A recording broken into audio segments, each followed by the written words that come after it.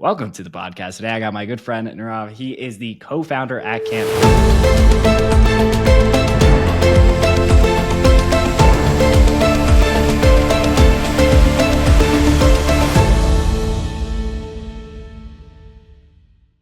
Quick disclaimer, we app only for informational purposes, and any views expressed by anyone on the show are solely our opinions and not financial advice. Jax and our guests may hold positions in the companies, funds, or projects discussed. Please do your own research. For people that are completely unfamiliar with Camp, give them a brief rundown on what you guys are doing there, what you hope to accomplish. Yeah, thanks, Jax. Great to be here.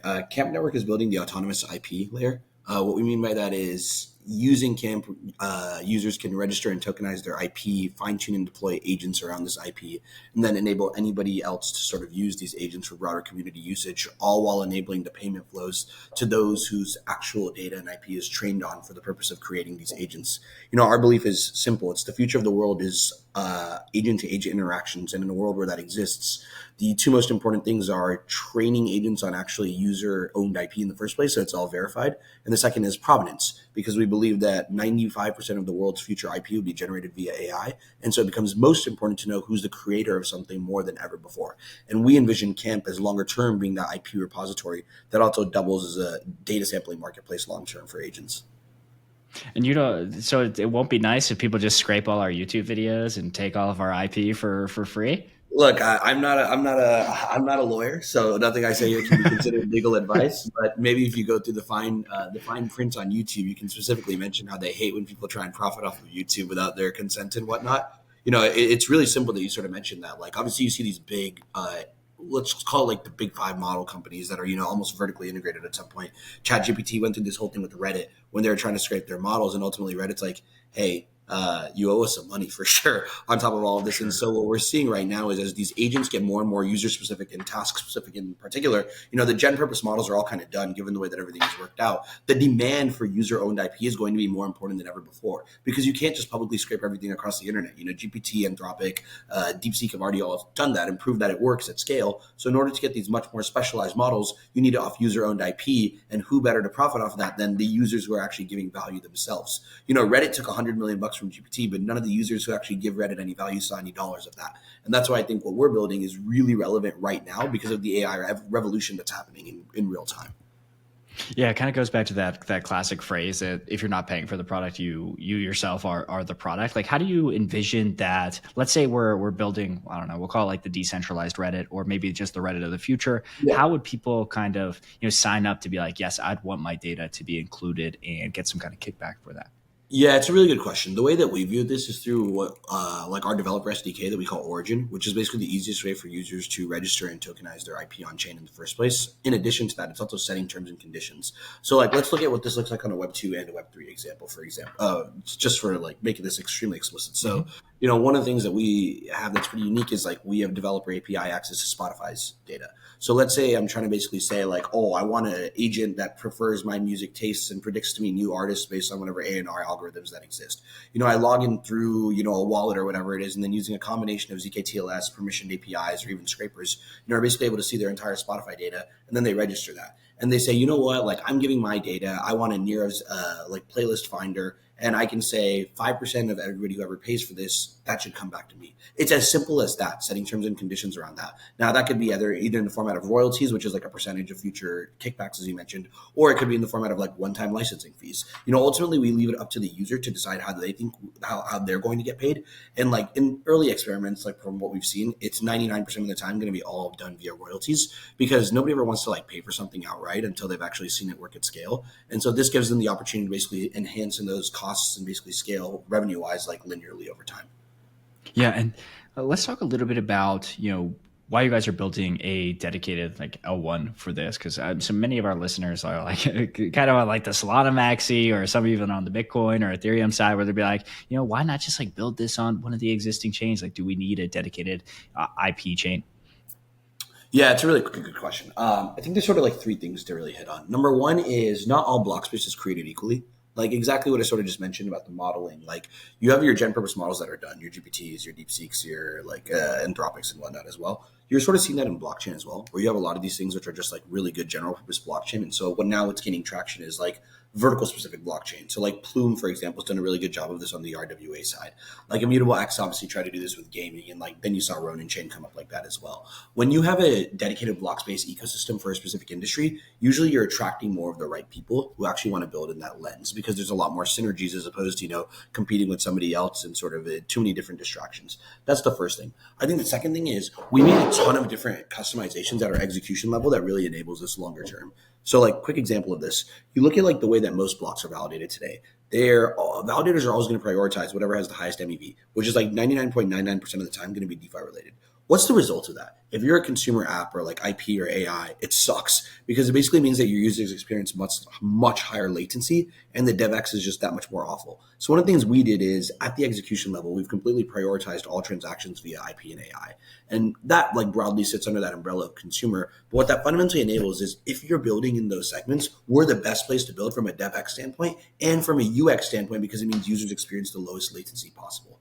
And then sort of the third thing that we've really done is build a lot of these royalty payments and sort of terms and conditions natively in at the chain level as well. And also what that leads to is just like a better UX maxi. One of the things that are like better UX overall, and we are UX maxis fundamentally. One of the things that we've seen like a lot of these like very permissionless chains try and do is support everybody. It never works, right? Like, something I hate is that on Ethereum, I might have like 15 different wallets because not every app supports the same level of wallets. I look at Solana, for example, it's like everybody uses Phantom. So I can view all my like NFTs in Phantom. I can view all the different tokens I have in Phantom as well. And so we're big believers in like less is more. One wallet for all of our consumer apps, one on-ramp aggregator for all of this, one chain abstraction provider. That's what we get really excited about at the end of the day. Yeah, funny enough, I even though I run a Web3 podcast, I'm not a decentralization maxi. I look at the Solana Foundation, I'm like, yeah, of course, like pick winners, because like I click the drop down, there's 14 different chains. I'm like, this is hard. I don't want to do this. Dude, I 100% agree. I mean, like it's kind of a funny thing, and I'm sure we'll get into this in the podcast, but like you look at every single ecosystem, right? Whether it's like Sol, Base, whatever, all this crap, right? People probably say Sol and Base are the two best developer ecosystems, not named Ethereum. How many apps can you genuinely name on Base? Like, there's probably 4 to 6 that people really use, right? Yeah.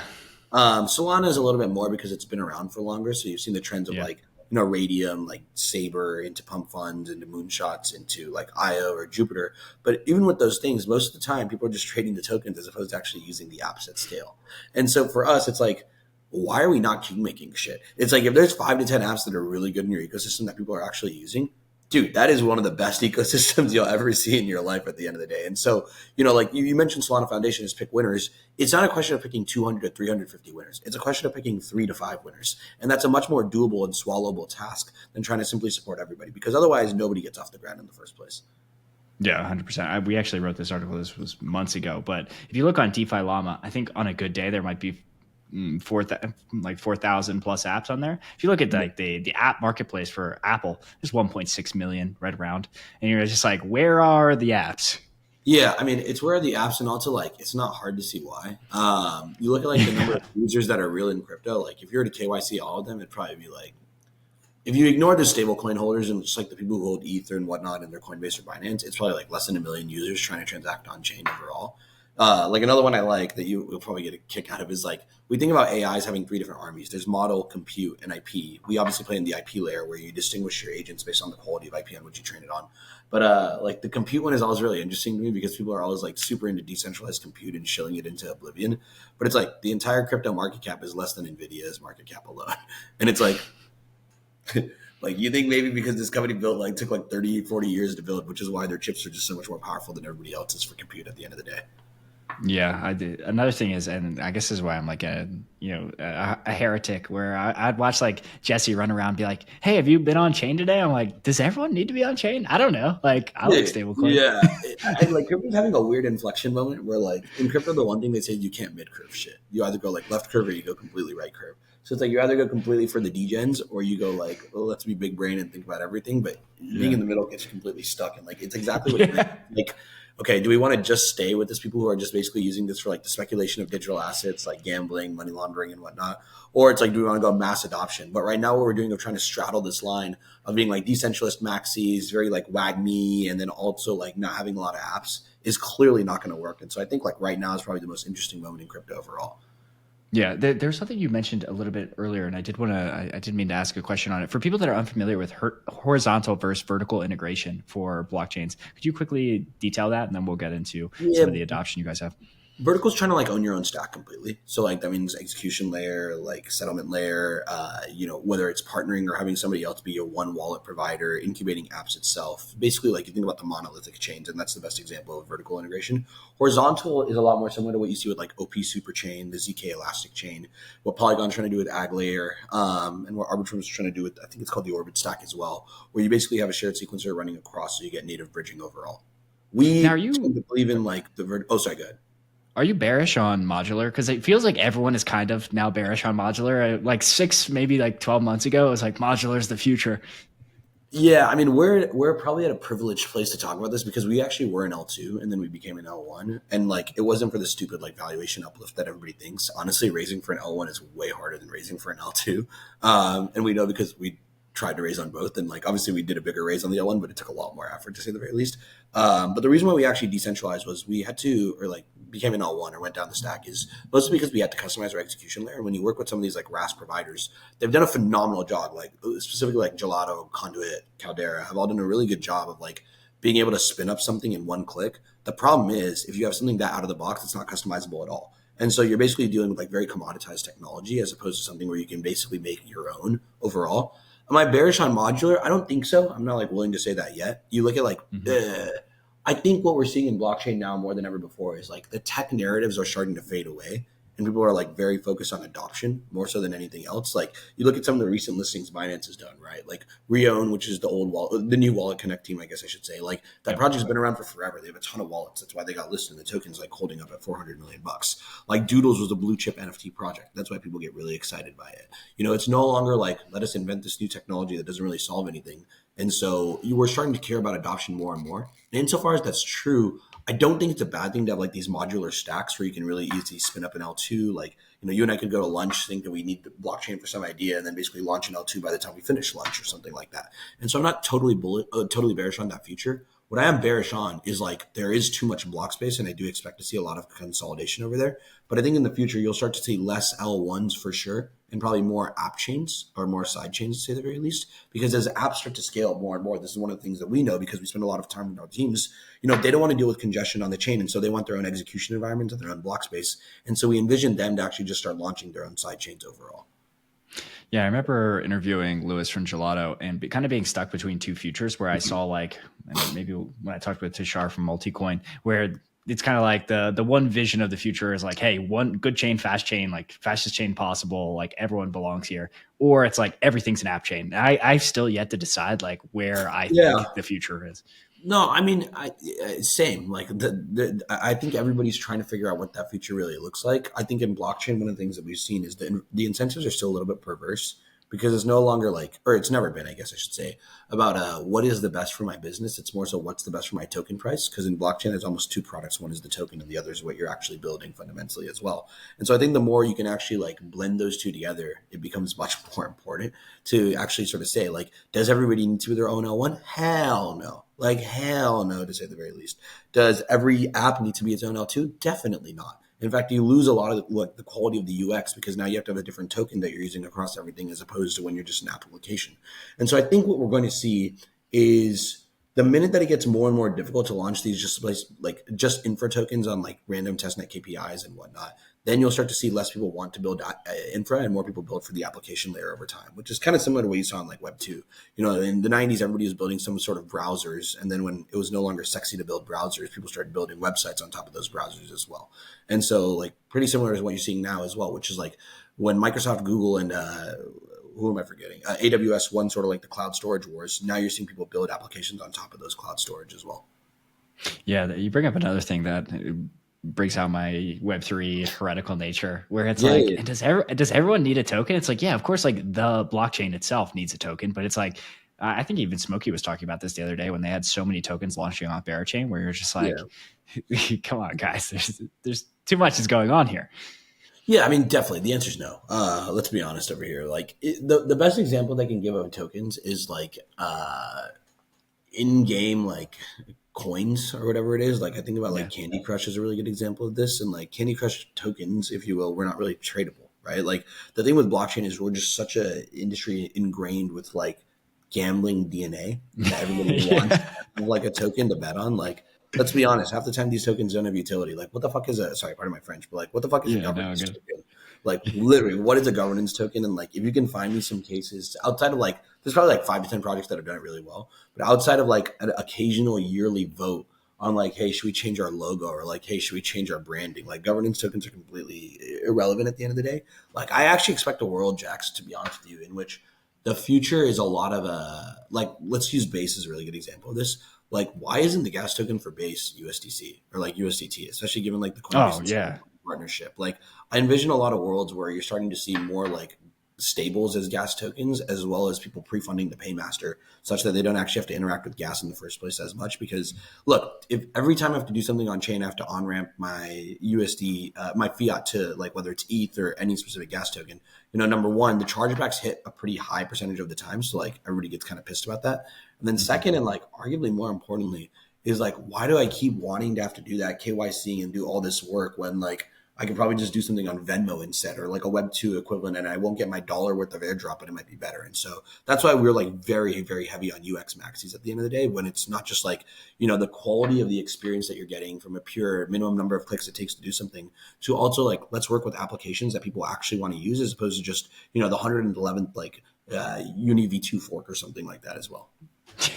Oh gosh, we could get into all the forks, but let's talk a little bit about the UX maxi, because this is another one of my hobby horses where I'm like, yeah, getting on chain is really hard. Like I've tried to convince a lot of people, and my success rate is kind of low. Hey, Jack, sorry, I think Yeah, no worries, no worries. I think your what did you Wi-Fi say? cut out. We'll cut this out in a second. So let's talk about being a UX maxi and trying to get more people to actually like, use a lot of this technology, or maybe they don't even need to know about it. Talk to us a little bit about what you guys have done to improve the UX. Yeah, it's a really good question. I think this is what we hit on the head with like Solana. They really king made one wallet. That's sort of everything revolves around. That's my belief, is like continuity is key, as opposed to just trying to like permissionless. So we're working with one wallet for most of our Web 2.5 apps, to say the very least. I say Web 2.5 apps because a lot of these companies existed in Web 2. They have real applications, they have real users, and now they're using blockchain for largely two reasons. Number one is like transactions, like international payments and whatnot, faster settlement. And the second is like self-sovereignty of data, so they don't have to rely on like Google or something like that effectively. Yeah. And so for a lot of those Web 2.5 apps, we're actually using a wallet, which we picked like after talking to, this, like there's a ton of different wallet companies at the end of the day. And we sort of picked them because number one, the security aspect is pretty important. Like if you have like a tweet leaked, nobody really cares. Longer term, where we think blockchain trends towards is like health records on chain, or like any of these things that actually matter on chain. And if those leak, you have a much bigger problem. So that's one of the things we did. Ultimately, natively ingrained in that, we work with an on-ramp aggregator. As opposed to having like 50 different on-ramps, we work with one that works with everybody else, and then we pay the fees on top of that, just so that it's a better feel. Is instead of having to like try 4 different on-ramps, you basically have one that works. And even if the chargeback is like only 20% as opposed to 60%, that's automatically a 3 times better experience off the bat over there. And then I think the third thing we did is we're building chain abstraction in natively as well. So like, let's say I have a shit ton of like dollars pulled on Sol together, and I want to now go do something on Camp. The process of bridging is, like kind of sucks. And so one of the things that we've seen is basically, working with the chain abstraction partner that's built natively into the wallet, such that you can draw liquidity from any of the other chains as well. Very cool. Very cool. Yeah. I mean, it's such a weird place. Like when I try to get people into crypto, I'm like, well, you got to click this drop down, and that money is actually not there. And if it's just that money, we need to send you a gas token. Yeah, I mean it's pretty hilarious. Like I did a couple panels in what was Dubai or Denver recently, and everybody was like, "What's your goal for blockchain this year?" And I heard people say like 100 million users on chain, or like like the future of all Wall Street on chain now. And I'm like, dude, I would love to see 5 apps that people I know who are not Web3 native actually want to use, not named Blackbird. Because it sort of feels like that's the only one that everybody uses. And like, look, the Blackbird guys have done an unbelievable job of showing how easy it is to on-ramp and whatnot, and taking advantage of things that people already know how to do, like NFC. And so I'm hoping that we can sort of capitalize on that and really contribute to this all as well. But yeah, like the other thing that I was going to say that we did, where it's like, you got to do this, this, and this, it kind of sucks. Like you would rather wish that you could just on-ramp directly and just sort of like swipe your Google Pay or whatever it is on almost every other industry. That I think like makes a really big difference, because again, we think about UX as the minimum number of clicks it takes to do something. Yeah, absolutely, absolutely. And then what do you think the future of kind of blockchain apps? Obviously, you guys are betting heavily on IP, on AI. Do you think like, all AI agents will be on chain? And like what do you kind of generally see the trend going forward? It's a really good question, and like I guess quick background on me is I'm also like a my background is I was a traditional finance like investor and investment banker for gaming, media, entertainment, sports, music, and whatnot. So I've seen a lot of these folks try and get into Web3 in some way, shape, or form. My ultimate dream for what apps should look like is like not even the agent should live on chain. Like let's take it one by one. We have a lot of entertainment teams, we have a lot of IP teams, we have a lot of gaming teams, we have like AI teams. So we'll take it in those lenses. If you're a gaming project, there's no reason for your game to be on chain. Like objectively, the gameplay is better off chain. You have much lower latency. You have existing providers as well, but you want the economies to live on chain. So that can be anything from like trading items, like earning things, NFTs, whatnot, soulbound NFTs. Those should all live on chain. I'm cool with that. That makes total sense. For agents, what you saw a lot of this earlier, like this year and probably more realistically Q4 last year, was a lot of these like really like sexy like agent repos, and then there was like a meme coin attached to it, but there was no real utility and there was no point of it being on chain. What I envision happens with all AI agents on chain in the future, or sorry, I was just say the relationship between AI and blockchain in the future, specifically for agents, is the agents will completely live off chain, but the verification of the training will be posted on chain. So almost like more of an attestation as opposed to anything else. I think in the near term future, that looks more like a validator ascertaining it. And then longer term, that can be ZK proofs once we get those commercially like viable at scale from a cost and speed perspective as well. And then I think on top of that, we'll start to be able to see a lot of these agents basically tap into like on-chain payment rails so that you don't have to wait to like sign a transaction from a bank. It's like, hey, I just spoke to Jax, we had drinks and I owe him $20. Can like you basically have an intention or like some sort of wrapper around whatever an agent interface looks like, and it's like, hey, send him $20 of USDC from this main wallet or something like that, and that executes automatically because you own the transactions and you get to sign that yourself. You're not relying on anybody. But that's sort of where I imagine the on-chain payment rails to be around agents, and then the rest of it I think will be off-chain with just verification posted on-chain. And what do you think is the future? So when we see like ChatGPT, all different kinds of models to pay for, and we had a space the other week that was all about like small language models. Like, do you think things are moving towards more of a small language model paradigm, or you think we'll have these like mega models that just then federate requests out to smaller models? Like, where do you think Yeah, AI goes? you're kind of describing the same thing in some way. I think about this all as like model abstraction, where like fine tuning and deploying is expensive as shit, right? But like if you can do RAG that achieves the same results 80 to 90%, 70 to 80% of the time, and it's a fraction of the cost, right? So I think you're already starting to see this right now. Like you see people always trying to play with O4 on GPT, which is like awesome. And like, first of all, like the way that models have advanced in the last year has been incredible to say the very least. But like, people are asking O4, like, hey, what's the capital of Kazakhstan? Like, you don't need O4 to do that. Like, you can have something very simple or like O1 do that. And most people are still using AI for like search at the end of the day. I say most as in like the 100 million users that GPT has. I'm not talking like Copilot or Anthropic Code Mhm. as well or any of those. But I think you're going to start seeing more and more model abstraction where lower what I call order or like lower compute heavy tasks will be abstracted away to SLMs for sure. And then I think the next step that we actually are pretty excited about at Camp is what we call like agent abstraction. And so what I mean by that is like you have like, as I mentioned, I think Camp longer term becomes this really cool IP repository for both agents and user IP in the first place.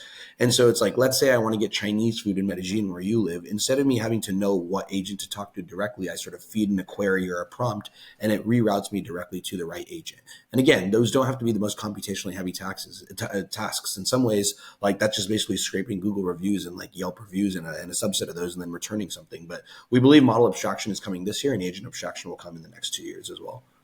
Yeah, it brings up two interesting ideas. I was talking about this with the head of growth at USDC. I was like, eventually we're going to have to Yeah, start like creating marketing material for agents because that will be the primary 100%. decision maker.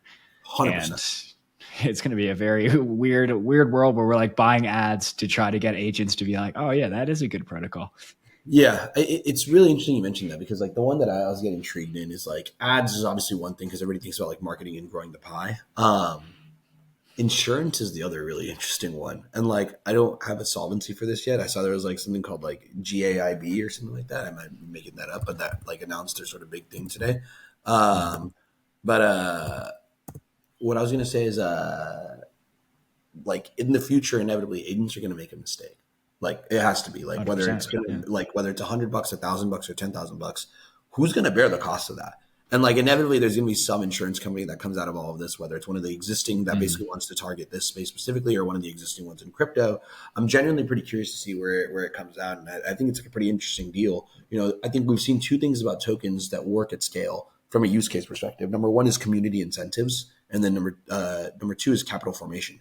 And so, like, if you can lock in a bunch of TVL and offer some sort of yield, whether it's from treasuries or RWAs or even like future airdrops, then you could actually put together like a pool of capital that only works for agentic insurance. But like, I don't know, just something we think about a bunch. Yeah, it's definitely an interesting world. Okay, so my final question, you've been very generous with your time.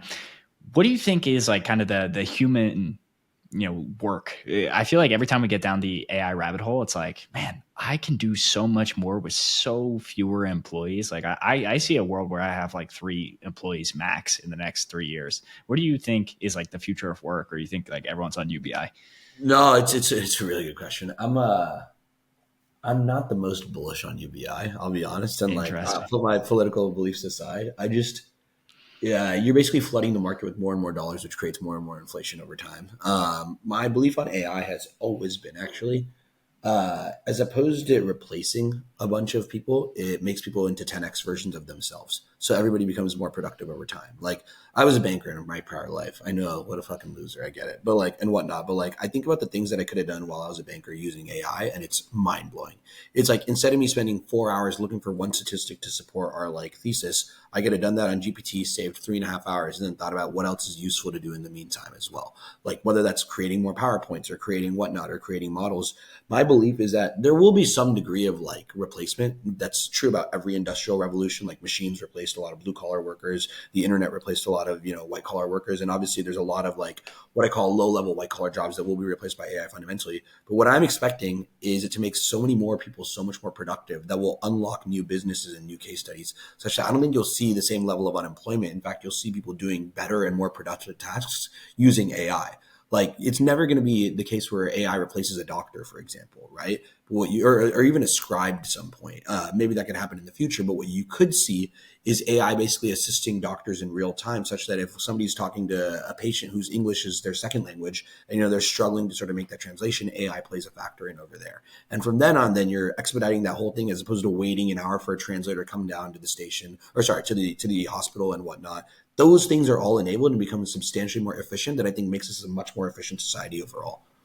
Yeah, I was talking to one of my friends because sometimes I get this AI anxiety because even though I report on so much of the bleeding edge stuff, he's like, bro, humans are always going to have problems. He's like, for better or for worse, they'll always have problems, which means there's always going to need to be solutions to fix them. So finally, where can people learn a little bit more about Camp, learn a little bit more about you, and connect with you online? Yeah, campnetwork.xyz is our website. Twitter is Camp Network XYZ. Nirav.Murthy on Twitter, myself personally. We love to connect with people. My Telegram's at NMURTH. Would love anybody to chat. If you're a builder, marketer, operator, if you just want to learn more about blockchain or entertainment or anything like that, if you want to talk restaurants, sports, I'm the type of guy who just loves to yap and whatnot. So my DMs are always open, and really, really excited to grow the Camp community. Awesome, brother. Well, everyone go get involved with the team. Until the next episode, let's continue building the future of on-chain.